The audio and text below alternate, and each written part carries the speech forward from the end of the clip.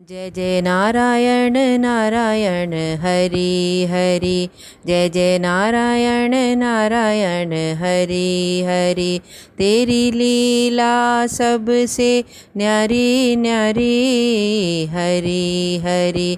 तेरी महिमा सबसे न्यारी न्यारी हरि हरि। जय जय नारायण नारायण हरि हरि। भजमन नारायण नारायण हरि हरि। जय जय नारायण नारायण हरि हरि। गीता के ज्ञान की कथा। पहला अध्याय। जब कौरव पांडव महाभारत के युद्ध को चले तब राजा धृतराष्ट्र ने कहा, मैं भी युद्ध को देखने चलूँगा। तब श्री व्यास जी ने कहा, हे राजन, नेत्र के बिना क्या देखोगे? राजा धृतराष्ट्र ने कहा, देखूंगा नहीं तो श्रवण तो करूंगा। तब व्यास जी ने कहा, हे राजन, तेरा सारथी संजय जो कुछ महाभारत के युद्ध की लीला कुरुक्षेत्र में होगी सो यहाँ बैठे ही श्रवण करा देगा। व्यास जी के मुख से यह वचन सुन के संजय ने विनती करी, हे प्रभु, यहाँ हस्तिनापुर में बैठे कुरुक्षेत्र की लीला कैसे जानूंगा और राजा को किस भांति कहूँगा? तब व्यास जी ने संजय को यह वचन कहा, हे संजय, मेरी कृपा से तुझे यहाँ ही सभी दिखाई दे जाएगा। व्यास जी के इतना कहते ही संजय की दिव्य दृष्टि हो गई और बुद्धि भी दिव्य हो गई। 7 अक्षौहिणी सेना पांडवों की और 11 अक्षौहिणी सेना कौरवों की, ये दोनों सेनाएं कुरुक्षेत्र में जब एकत्र हुईं तब धृतराष्ट्र ने पूछा, हे संजय, धर्म के क्षेत्र कुरुक्षेत्र में युद्ध की इच्छा से एकत्र हुए मेरे और पांडु के पुत्रों ने क्या किया? संजय ने कहा, पांडवों की सेना को व्यूहित देखकर दुर्योधन आचार्य द्रोण के समीप जाकर कहने लगे, हे आचार्य, देखिए, आपके शिष्य बुद्धिमान द्रुपद पुत्र ने पांडवों की बड़ी सेना की कैसे व्यूह रचना करी है। इस सेना में अर्जुन, भीम जैसे बड़े बड़े धनुर्धारी वीर, विराट, महारथी द्रुपद, धृष्ट, केतु, चेकितान, बलवान काशीराज, पुरजित, कुंती भोज, नरों में श्रेष्ठ शैव्य, पराक्रमी युद्धा, मन्यु, बलवान, उत्तमौजा, अभिमन्यु और द्रौपदी के पुत्र सब के सब महारथी हैं। हे ब्राह्मण श्रेष्ठ, आपके स्मरण के लिए अब मैं अपनी सेना के प्रधान सेनापतियों के नाम गिनाता हूँ। आप भीष्म, कर्ण, युद्ध विजयी कृपाचार्य, अश्वत्थामा, विकर्ण, सोमदत्त का पुत्र भूरिश्रवा और बहुत से शूरवीर मेरे लिए प्राण तक देने के लिए तैयार हैं। ये लोग शस्त्र चलाने में अति निपुण हैं। हमारी सेना को जिसके भीष्म रक्षक हैं अपरिमित बल है और उनकी सेना जिसके भीम रक्षक हैं थोड़ा बल है। अब आप सब अपने अपने मोर्चों पर सावधान रहकर सेनापति की रक्षा करिए। भीष्म पितामह ने दुर्योधन को प्रसन्न करते हुए और ऊंचे स्वर से गरजते हुए शंख बजाया। फिर वहाँ चारों ओर शंख, नगाड़े, ढोल, गौमुख आदि आज बजने लगे, जिसका बड़ा भयंकर शब्द हुआ। इसके अनंतर श्री कृष्ण और पांडव अर्जुन ने दिव्य शंखों को सजाया। श्री कृष्ण ने पांचजन्य और अर्जुन ने भी देवदत्त नामक शंख को और भीषण कर्म करने वाले भीम ने पौंड्रक नामक बड़े शंख को बजाया। कुंतीपुत्र राजा युधिष्ठिर ने अनंत विजय, नकुल ने सुघोष और सहदेव ने मणिपुष्पक और धनुर्धर काशीराज, शिखंडी, धृष्टद्युम्न, विराट, अपराजित, सात्विकी, राजा द्रुपद और द्रौपदी के 5 पुत्र और महाभाव अभिमन्यु, इन सभी वीरों ने अपने अपने शंखों को बजाया। उन शंखों के भारी शब्द से आकाश और पृथ्वी गूंज उठे और धृतराष्ट्र के पुत्रों के हृदय कांप उठे। हे राजन, अर्जुन ने कौरवों को युद्ध के लिए प्रस्तुत देखकर धनुष उठाकर श्री कृष्ण से कहा, हे अच्युत, मेरा रथ दोनों सेनाओं के बीच में खड़ा कर दीजिए, जिससे मैं युद्ध करने वालों को देख सकूं कि इस रणभूमि में मुझे किन किन योद्धाओं के साथ युद्ध करना है। दुर्बुद्धि दुर्योधन से प्रीति रखने वाले जो युद्ध के लिए यहाँ एकत्रित हुए हैं उनको देखूंगा। संजय ने कहा, हे राजन, अर्जुन की बात सुनकर श्री कृष्ण ने भीष्म, द्रोण आदि वीरों के सामने उत्तम रथ को खड़ा करके कहा, हे वीर, युद्ध के लिए उद्यत इन कौरवों को देख लो। अर्जुन ने चाचा, बाबा, गुरु, मामा, भाई, पुत्र, पौत्र, मित्र, श्वशुर और स्वजनों को शस्त्रों से सुसज्जित खड़े देखा और उसने उन दोनों सेनाओं में अपने ही सभी बांधवों को देखकर परम दयार्द्र हुए और यह वचन कहे, हे कृष्ण, युद्ध की इच्छा से आए हुए अपने इन बंधुओं को देखकर मेरे अंग ढीले होते जाते हैं और मुख सूखा जा रहा है। मेरा शरीर बेकल हो रहा है, गांडीव हाथ से गिरा जाता है। हे केशव, मुझ में यहाँ खड़े रहने की सामर्थ्य नहीं है और सभी लक्षण मैं उल्टे देख रहा हूँ और संग्राम में अपने स्वजनों का वध करके कोई लाभ नहीं होगा। हे कृष्ण, मैं जीत, राज्य और सुख भी नहीं लेना चाहता हूँ। हे प्रभु, आप हमको राज्य भोग और जीवन से क्या काम है, क्योंकि जिनके लिए राज्य भोग और सुख की इच्छा की जाती है वे सभी इस युद्ध में प्राण और धन की इच्छा छोड़ मरने को तैयार हैं।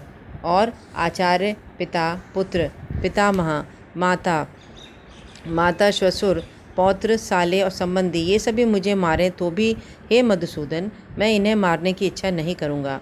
हे जनार्दन, त्रिलोकी के राज्य के लिए भी मैं इनको मारना नहीं चाहता, फिर इस पृथ्वी के राज्य के लिए तो कहना ही क्या है। हे जनार्दन, धृतराष्ट्र के पुत्रों को मारकर हमारा क्या भला होगा, इसलिए हमको अपने भाई धृतराष्ट्र के पुत्रों को मारना अनुचित है। ये बांध माधव, स्वजनों को मारकर क्या हम सुखी हो सकते हैं?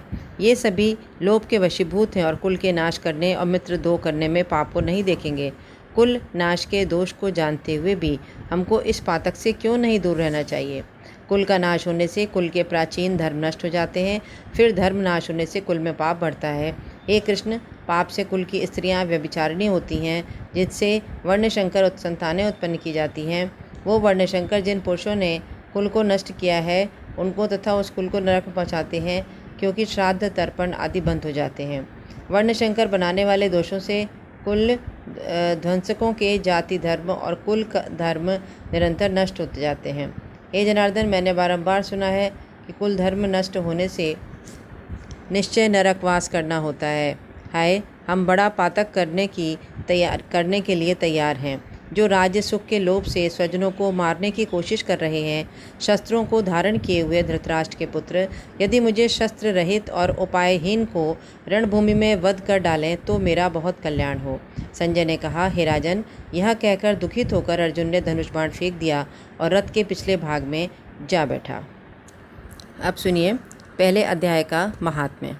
एक समय पार्वती ने पूछा, हे महादेव जी, किस ज्ञान के बल से आपको संसार के लोग शिव कहकर पूछते हैं? मृगछाला ओढ़े, अंगों में श्मशानों की विभूति लगाए, गले में सर्प मुंडों की माला पहन रहे हैं, इसमें तो कोई पवित्र नहीं, फिर आप किस ज्ञान से पवित्र हैं, वह आप कृपा करके कहिए। महादेव जी बोले, हे प्रिय, सुनो, गीता ज्ञान को हृदय में धारण करने से मैं पवित्र हूँ और उस ज्ञान से मुझे बाहर के कर्म व्याप्ते नहीं हैं। तब पार्वती ने कहा, हे भगवान, जिस गीता ज्ञान की आप ऐसी स्तुति करते हैं उसके श्रवण करने से कोई कृतार्थ भी हुआ है? तब महादेव जी ने कहा, इस ज्ञान को सुनकर बहुत जीव कृतार्थ हो चुके हैं और आगे भी होंगे। मैं तुझको एक पुरातन कथा सुनाता हूँ, तो श्रवण कर। एक बार पाताल लोक में शेषनाग की शैया पर श्री नारायण नैन मूंद कर अपने आनंद में मग्न थे। उस समय भगवान के चरण दबाती हुई श्री लक्ष्मी जी ने पूछा, हे प्रभु, निद्रा और आलस्य उन पुरुषों को व्यापता है जो जीव तामसी हैं, फिर आप तो तीनों गुणों से अतीत हो, आप जो नेत्र मूंद रहे हो वह मुझको बड़ा आश्चर्य है। श्री नारायण बोले, हे लक्ष्मी, मुझको निद्रा आलस्य नहीं व्यापता, एक शब्द रूप जो भगवत गीता है उसमें जो ज्ञान है उसके आनंद में मग्न रहता हूँ। जैसे 24 अवतार मेरे आकार रूप हैं, तैसे ही यह गीता शब्द रूप अवतार है। इस गीता में यह अंग हैं, 5 अध्याय मेरा मुख है, 5 अध्याय मेरी भुजा हैं, 11वां अध्याय मेरा हृदय और मन है, 16वां अध्याय मेरा उदर है, 17वां अध्याय मेरी जंघा है, 18वां अध्याय मेरे चरण हैं। सभी गीता के जो श्लोक हैं वो मेरी नाड़ियाँ हैं और जो गीता के अक्षर हैं सो मेरे रोम हैं। ऐसा जो मेरा शब्द रूपी गीता ज्ञान है जिसके अर्थ मैं हृदय में विचारता हूँ और बहुत आनंद को प्राप्त होता हूँ। श्री नारायण जी ने कहा, हे लक्ष्मी, गीता ज्ञान को सुनकर बहुत जीव कृतार्थ हुए हैं, सो तू भी सुन ले। शूद्र वर्ण एक प्राणी था जो चांडालों के कर्म करता था और तेल और लवण का व्यापार करता था। उसने बकरी पाली। एक दिन वह बकरी चराने वन में गया और वृक्षों के पत्ते तोड़ने लगा। वहाँ सर्प ने उसको डस लिया, जिससे तत्काल उसके प्राण निकल गए। मरकर उसने बहुत सारे नरक भोगे। फिर बैल का जन्म पाया। उस बैल को भिक्षुक ने मोल ले लिया। वह भिक्षुक उस पर चढ़ के सारा दिन भीख मांगता रहे। जो कुछ भिक्षा मांग कर लाए वह कुटुंब के साथ मिलकर खाए। वह बैल सारी रात द्वार पर बंधा रहे, उसके खाने पीने की भी खबर ना ले। कुछ थोड़ा सा भूसा उसके आगे डाल दिया जाए। जब दिन चढ़े फिर बैल पे चढ़ के मांगता फिरे। कई दिन गुजरे तो वह बैल भूख का मारा गिर पड़ा, पर उसके प्राण नहीं छूटे। नगर के लोग देखा करें, कोई तीर्थ का फल दे, कोई व्रत का फल दे, पर उस बैल के प्राण नहीं छूटे। एक दिन एक गणिका आई। उसने मनुष्यों से पूछा, ये एक भीड़ कैसी है? तो उन्होंने कहा, इसके प्राण जाते नहीं हैं, अनेक पुण्यों का फल इसको दिया गया है तो भी इसकी मुक्ति नहीं होती। तब गणिका ने कहा, मैंने जो किया है उसका फल इस बैल के निमित्त दिया। इतना कहते ही बैल की मुक्ति हो गई। तब बैल ने एक ब्राह्मण के घर जन्म लिया। पिता ने इसका नाम सुशर्मा रखा। जब बड़ा हुआ तो पिता ने इसको पढ़ाया। तब उसको पिछले जन्म की सुध रही थी। उसने एक दिन मन में विचार किया, जिस गणिका ने मुझे बैल की योनि से छुड़ाया था उसका दर्शन तो करूं। विप्र चलता चलता गणिका के घर गया और कहा, तू मुझे पहचानती है? गणिका ने कहा, नहीं, मैं नहीं पहचानती। तू कौन है? मेरी तेरी क्या पहचान? तू विप्र है और मैं वैश्या। तब विप्र ने कहा, मैं वही बैल हूँ जिसको तुमने अपना पुण्य दिया था। तब मैं बैल की योनि से छूटा था। अब मैंने विप्र के घर जन्म लिया है, तू अपना वो पुण्य बता। गणिका ने कहा, मैंने अपने जाने तो कोई पुण्य नहीं किया, पर मेरे घर एक तोता है, वह कुछ पढ़ता है, मैं उसके वाक्य सुनती हूँ। उस पुण्य का फल मैंने तेरे निमित्त दिया था।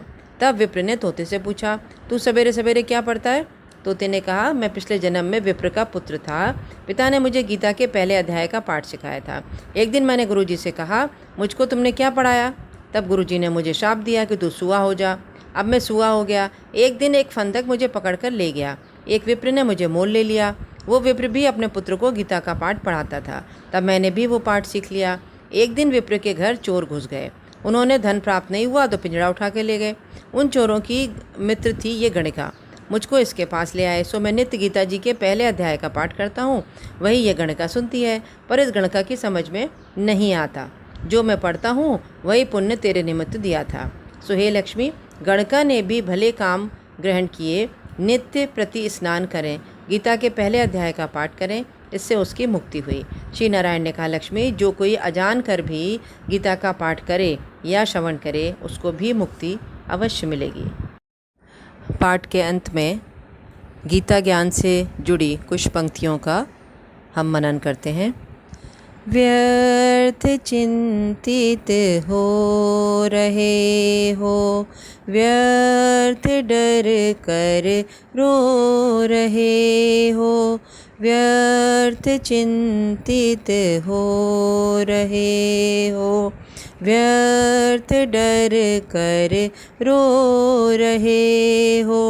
अजन्मा है अमरात्मा, भय में जीवन खो रहे हो, खो रहे हो, व्यर्थ चिंतित हो रहे हो।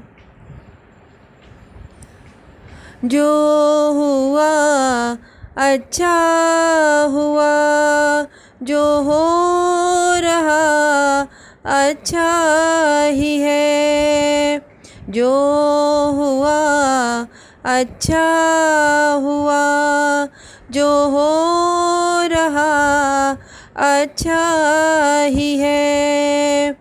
होगा जो अच्छा ही होगा, ये नियम सच्चा ही है।